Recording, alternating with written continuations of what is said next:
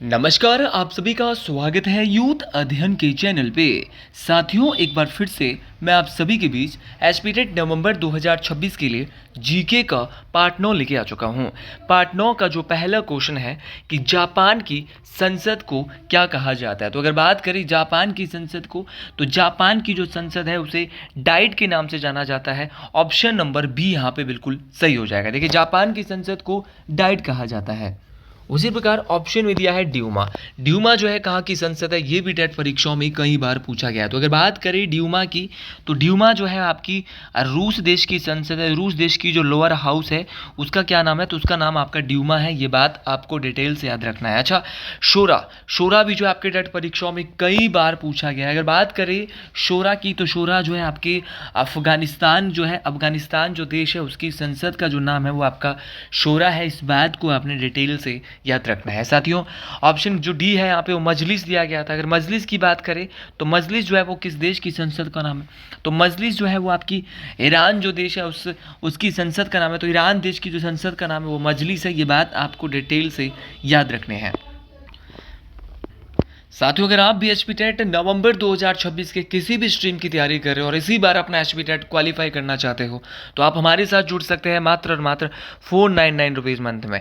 हम देंगे आपको 499 रुपीज़ में लाइव प्लस रिकॉर्डेड क्लासेस। देखिए, जो क्लासेस लाइव होगी उन क्लासेस को आप बाद में रिकॉर्डेड भी कभी भी और किसी भी समय देख सकते हो। साथ में बैच के साथ आपको फ्री हैंड रिटन नोट्स, वो हैंड रिटन नोट्स जिसे हजारों बच्चे अपने एचपीटेट को क्वालिफाई कर चुके हैं। तो अगर आप भी हमारे बैच के साथ जुड़ना चाहते हैं तो 7876145409 और लाइव प्लस रिकॉर्डेड का मतलब है कि अगर आप लाइव नहीं देख सकते तो रिकॉर्डेड आप कभी भी और किसी भी समय आराम से देख सकते हैं। उसी प्रकार आपका क्वेश्चन पूछने वाला क्वेश्चन क्या पूछता है, टेट परीक्षाओं में ही कई बार पूछा गया है कि अमेरिका देश की संसद का नाम क्या है। तो अमेरिका जो देश है, यूएसए जो देश है, उसकी जो संसद है वहाँ का नाम है कांग्रेस। क्या नाम है भाई?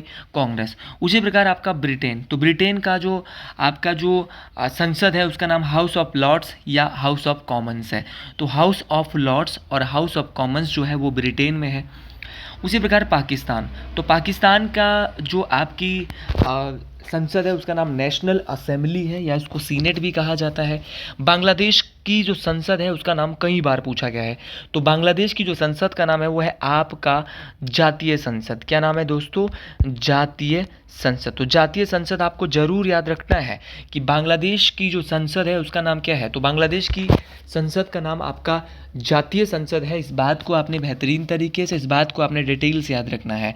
अच्छा, नेपाल की जो संसद है उसका नाम संघीय संसद या राष्ट्रीय पंचायत याद रखना है। या तो संघीय संसद बोलते हैं या इसको राष्ट्रीय पंचायत भी बोलता है। तो नेपाल की संसद का नाम राष्ट्रीय पंचायत या संघीय संसद दोनों है। उसी प्रकार चीन, तो चीन की जो आपकी संसद है उसका नाम है नेशनल पीपुल्स कांग्रेस। क्या बोलेंगे? नेशनल पीपुल्स कांग्रेस आपका चीन की जो है वो संसद का नाम है। भूटान की टेट परीक्षाओं में कई बार पूछा है। तो भूटान की संसद का नाम है तसोंगडू। क्या है? तसोंगडू, तसोंगलू, तसोंगडू। तो तसोंगडू जो है वो कहाँ की संसद है? तो तसोंगडू जो है आपकी भूटान देश की संसद है। आपकी मालदीव की मजलिस है, ये बात ईरान की भी मजलिस है। इजराइल की क्या है? तो इजराइल की जो संसद है वो कई बार पूछी है। तो इजराइल की संसद का नाम है नेसेट। क्या है आपका? इजराइल की संसद का नाम नेसेट है। ये बात आपको बेहतरीन तरीके से, ये बात आपको डिटेल से, मोस्ट इंपॉर्टेंट तरीके से याद रखनी है मेरे भाई। ये तमाम क्वेश्चन मोस्ट इंपॉर्टेंट है, ये तमाम क्वेश्चन परीक्षाओं में पूछे जाते हैं, इसीलिए इन तमाम क्वेश्चन को आपने बेहतरीन तरीके से डिटेल से याद रखना है। चलिए अगले क्वेश्चन की ओर बढ़ते हैं। साथियों, अगले क्वेश्चन की ओर बढ़ते हैं कि ओजोन दिवस किस दिन मनाया जाता है। तो ओजोन दिवस जो है वो आपका प्रत्येक वर्ष 16 सितंबर को मनाया जाता है। इस बात को आपने डिटेल से याद रखना है। अच्छा, ओजोन दिवस आपका, विश्व ओजोन दिवस आपका 16 सितंबर को मनाया जाता है। अच्छा, जो ओजोन दिवस है वो क्यों मनाया जाता है? ताकि जो ओजोन परत है उसका जो दिन प्रतिदिन क्षरण हो रहा है उसको, उसके संरक्षण के लिए, उसके संरक्षण के जो उपाय है उसको खोजने के लिए ये दिवस मनाया जाता है मेरे भाई। जो संयुक्त राष्ट्र महासभा है उसने जो है वो जो मॉन्ट्रियल जो आपका सम्मेलन हुआ था, मॉन्ट्रियल सम्मेलन जो हुआ था वो आपका 16 सितंबर 1987 को इस पे हस्ताक्षर हुए थे। 16 सितंबर 1987 को जब इसमें हस्ताक्षर होते हैं, मॉन्ट्रियल सम्मेलन ये आपका होता है, ओजोन जो है ओजोन से संबंधित है। और ओजोन परत क्या करती है? तो सूर्य से आने वाली जितनी भी पराबैंगनी किरण है, ये क्वेश्चन पूछा जाता है, सूर्य से आने वाली जो यूवी रेजिज है, अल्ट्रा वायलेटिव जो रेजिज है, उनसे हमें बचाती है। तो सूर्य से आने वाली जो पराबैंगनी किरणें हैं उनसे हमें बचाने का काम करती है ओजोन परत। ओजोन परत वायुमंडल के समताप मंडल में पाई जाती है, कोई दिक्कत परेशानी नहीं है अगर ये क्वेश्चन आपसे टेट परीक्षाओं में पूछा गया। अब क्वेश्चन पूछने वाला क्वेश्चन ये भी पूछ सकता है कि जो हमारा जो संयुक्त राष्ट्र महासभा है उसने जो ओजोन परत जो है वो कब घोषित किया मनाना, तो उन्होंने किया 1994 से। तो ये 1994 से शुरुआत हो गई थी। अच्छा, ऑप्शन में कुछ और भी नाम दिए हैं।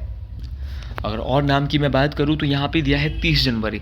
अच्छा, 30 जनवरी को क्या मनाया जाता है? तो 30 जनवरी को जो है महात्मा गांधी की पुण्यतिथि के अवसर पे भारत में शहीद दिवस मनाया जाता है।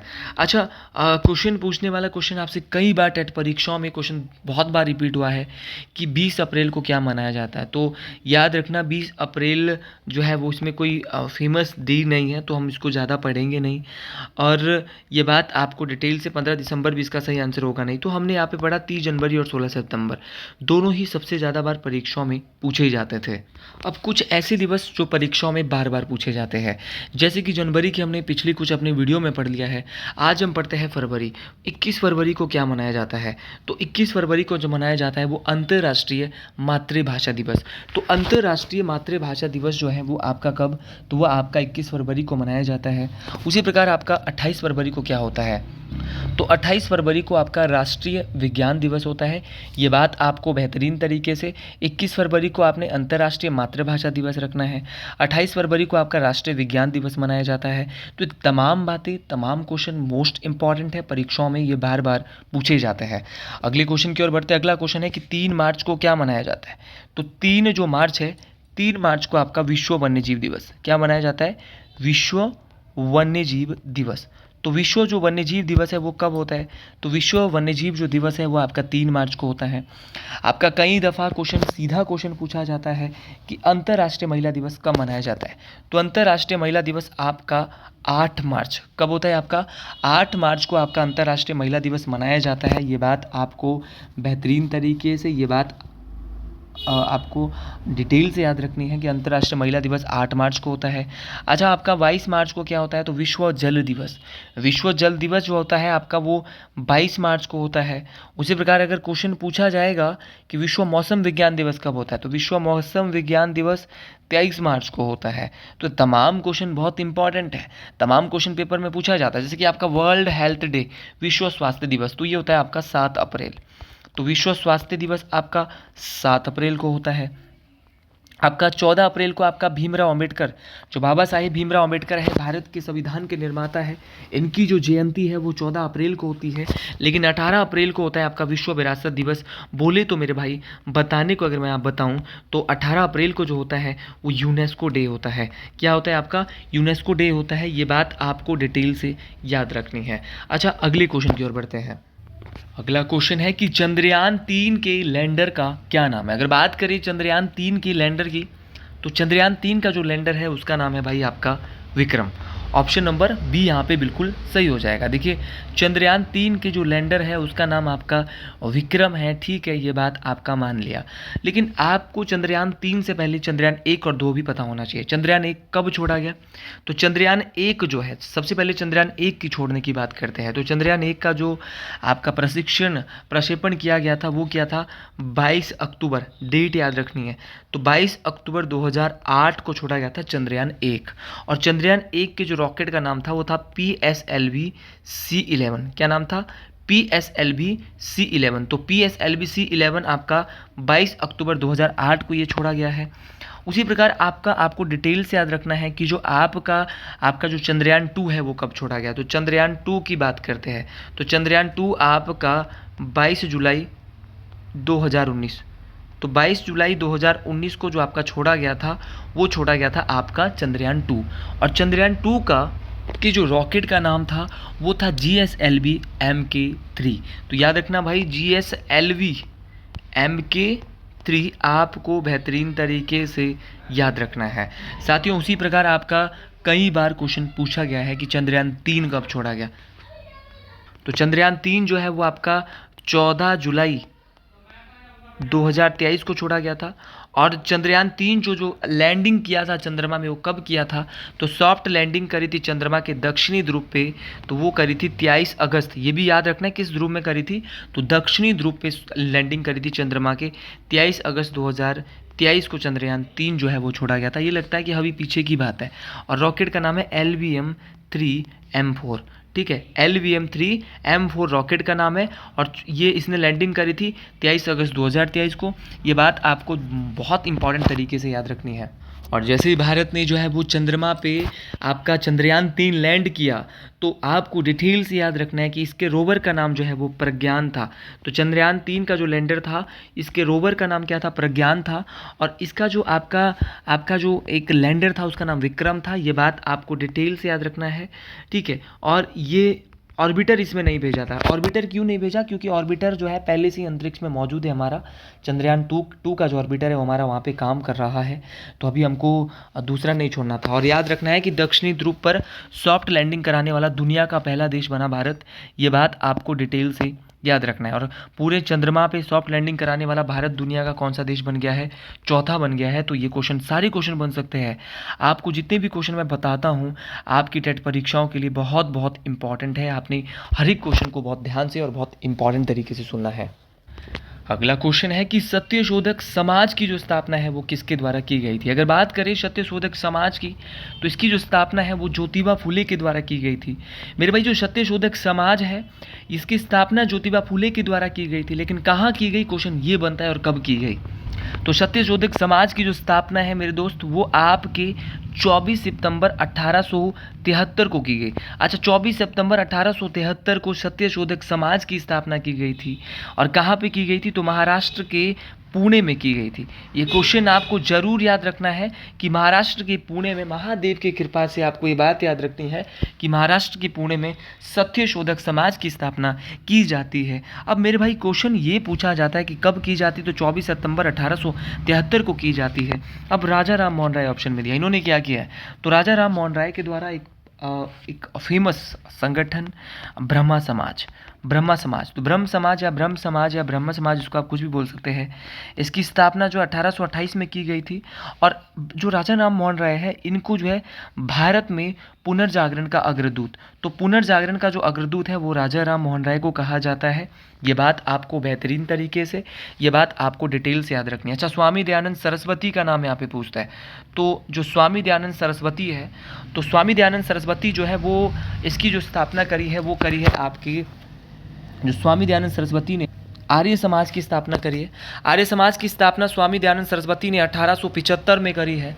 और साथियों, क्वेश्चन ये पूछा जाता है कि इनके द्वारा एक नारा दिया गया था, बहुत इंपॉर्टेंट है, टेट में कई बार आ रखा है। उस नारे का नाम है वेदों की ओर लौटो।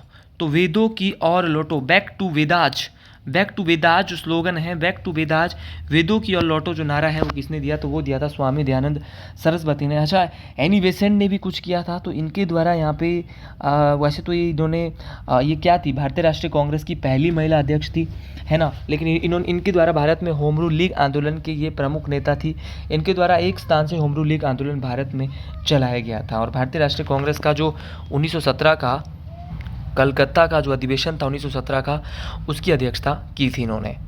अगला क्वेश्चन है कि संयुक्त राष्ट्र संगठन का मुख्यालय कहाँ स्थित है? अगर बात करें संयुक्त राष्ट्र संगठन की, तो संयुक्त राष्ट्र जो संगठन है इसका जो मुख्यालय है वो कहाँ पर है? तो इसका मुख्यालय आपका न्यूयॉर्क में है। ऑप्शन नंबर बी यहाँ पे बिल्कुल सही हो जाएगा। अच्छा, न्यूयॉर्क में आपका संयुक्त राष्ट्र संगठन का मुख्यालय है। ठीक है जी, ये बात आपकी बात मान ली कि इसका मुख्यालय आपका न्यूयॉर्क में है। लेकिन क्वेश्चन पूछा जाता है कि संयुक्त राष्ट्र संगठन का जो संयुक्त राष्ट्र संगठन है इसकी जो है वो स्थापना कब हुई है? तो यूएनओ की जो स्थापना है वो आपका 24 अक्टूबर 1945। तो 24 अक्टूबर 1945 को संयुक्त राष्ट्र संगठन की क्या होती है? स्थापना होती है। और मेरे भाई, इसका जो मुख्यालय है वो आपका कहाँ पर है? न्यूयॉर्क शहर में है। और जो सारे मेरे भाई, न्यूयॉर्क में जो यूएनओ का मुख्यालय है उसके लिए जो भूमि दान करी है वो करी आपका जॉन डी रॉकफेलर। तो एक बंदा था, एक दानी पुरुष था जिसने यूएनओ के मुख्यालय के लिए भूमि दान कर दी कि मैं भूमि दान कर दूंगा यूएनओ के मुख्यालय के लिए। तो रॉकफेलर ने जो है यूएनओ के हेडक्वार्टर जो न्यूयॉर्क में बना है उसके लिए जो है वो भूमि दान करी थी। अच्छा, यूएनओ की जो मुख्य भाषाएं हैं वो दो हैं, एक अंग्रेजी है, एक फ्रेंच है, और चार चार आधिकारिक भाषाएं। अगर आपको अंग्रेजी और फ्रेंच नहीं आता तो चार और भी आधिकारिक भाषाएं जिनमें आप वहाँ पे बात कर सकते हैं। तो मेरे भाई आपको ये बात याद रखनी है कि इसकी दो मुख्य भाषाएं हैं, एक अंग्रेजी है, एक फ्रेंच है। अच्छा, कुल देश कितने हैं यूएनओ में? तो कुल देश 193 हैं, और 193 जो इसका देश बना है वो बना है दक्षिणी सूडान। अब टेट में जो है वो क्वेश्चन धीरे धीरे लेवल बढ़ रहा है, तो क्वेश्चन ये भी आ सकता है कि संयुक्त राष्ट्र जो नाम है वो किसने रखा? तो वो रखा था आपका फ्रैंकलिन डी रूजवेल्ट। किसने रखा था? Franklin D Roosevelt. तो फ्रैंकलिन डी रूजवेल्ट जो है इनके द्वारा एक नाम रखा गया था यूनाइटेड नेशन, संयुक्त राष्ट्र। तो ये बात आपको डिटेल से याद रखना है। अच्छा, इसका जो पहला अंग है वो है आपका महासभा। इस महासभा को क्या बोलते हैं? इसको बोलते हैं वर्ल्ड पार्लियामेंट, विश्व की लघु संसद। क्या बोलते हैं? विश्व की लघु संसद। तो विश्व की जो लघु संसद है वो किसे कहते हैं? तो विश्व की जो लघु संसद है वो आपकी महासभा को कहा जाता है।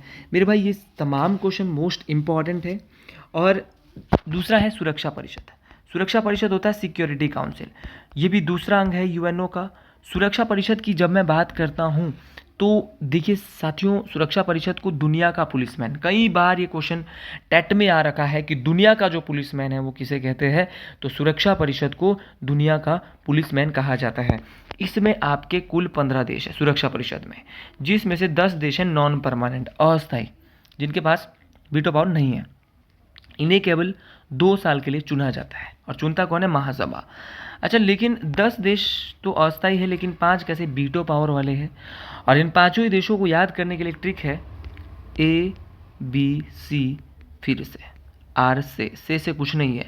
तो A से अमेरिका, B से ब्रिटेन, C से चाइना, F से फ्रांस और R से रशिया। तो अमेरिका, ब्रिटेन, चाइना, फ्रांस और रशिया, ये चार वो देश हैं, ये चार वो देश है मेरे भाई जो कि आपके क्या है, जो कि आपको डिटेल से याद रखना है, जो कि आपके सदस्य है। किसके सदस्य है? आपके अब वीटो पावर है इनके पास, 27 सदस्य हैं सुरक्षा परिषद के। टोटल देश 15 है, 10 देश अस्थायी है। ये मैंने आपको तमाम बातें बता दी है। अच्छा, एक ट्रस्टशिप आपका क्या था? ट्रस्टशिप आपका काउंसिल थी। इसको जो है इसने जो है काम करना क्या कर दिया? बंद। उसी प्रकार इसका एक अंग है आर्थिक और सामाजिक परिषद, ये भी मोस्ट इम्पॉर्टेंट है, इकोनॉमिक एंड सोशल काउंसिल। उसी प्रकार आपका ICJ, international court for justice, ये भी यूएनओ का ही अंग है, अंतर्राष्ट्रीय न्यायालय। तो अंतर्राष्ट्रीय जो न्यायालय है इसका, ये कहाँ पर है? दुनिया का जो अंतर्राष्ट्रीय न्यायालय है जहाँ पे 2 देशों के मसलों को सुलझाया जाता है, ये द हेग में है। कहाँ पर है? द हेग कहाँ पड़ता है? आपका नीदरलैंड में। तो द हेग नीदरलैंड में है आपका यूएनओ। और आपका यूएनओ का जो सचिवालय है वो कहाँ पर है? तो यूएनओ का जो सचिवालय है मेरे भाई आपको डिटेल से याद होना चाहिए। यूएनओ का सचिवालय जो है वो आपका न्यूयॉर्क में ही है। और इसका जो सबसे बड़ा हेड होता है सचिवालय का वो होता है महासचिव। और महासचिव जो वर्तमान में यूएनओ के हैं वो है एंटोनियो गुटेरस, और इनका जो कार्यकाल होता है वो 5 वर्ष होता है। चलिए जी अगले क्वेश्चन की ओर बढ़ते हैं। लीजिए जी अगले क्वेश्चन की ओर बढ़ते हैं। अगला क्वेश्चन इससे भी इम्पॉर्टेंट आ रहा है कि हम्पी में स्थित विरूपाक्ष मंदिर किस देवता को समर्पित है? तो ये जो है भगवान भोले बाबा, भगवान भोले शंकर को समर्पित है। ऑप्शन नंबर बी यहाँ पे बिल्कुल सही हो जाएगा। अच्छा, शिव का ही एक ही रूप है भगवान विरूपाक्ष जी। तो आप ये नहीं समझ लेना कि विरूपाक्ष कौन है, तो भगवान भोलेनाथ के बहुत सारे रूप हैं। और ये जो हम्पी है वो कर्नाटक में पड़ता है। और ये कौन सी नदी के किनारे है? तो ये तुंगभद्रा नदी के किनारे स्थित है। इसे जो है यूनेस्को में भी आपका जो विश्व धरोहर स्थल है उसमें भी शामिल किया गया है। तो मेरे भाई अगर आपको ये समझ आ गया, और जो ये आपका जो विरूपाक्ष मंदिर है इसका निर्माण 7वीं से 9वीं शताब्दी के बीच जुड़ा हुआ है। तो विजयनगर साम्राज्य के जो राजा है उन्होंने ही करवाया था। तो अगर आपको ये वीडियो पसंद आई है तो कमेंट बॉक्स में ज़रूर लिखो हर हर महादेव, जय श्री गुरु महाराज, राधे राधे, जय मां मंगयाणी। वीडियो को शेयर करें। हर हर महादेव।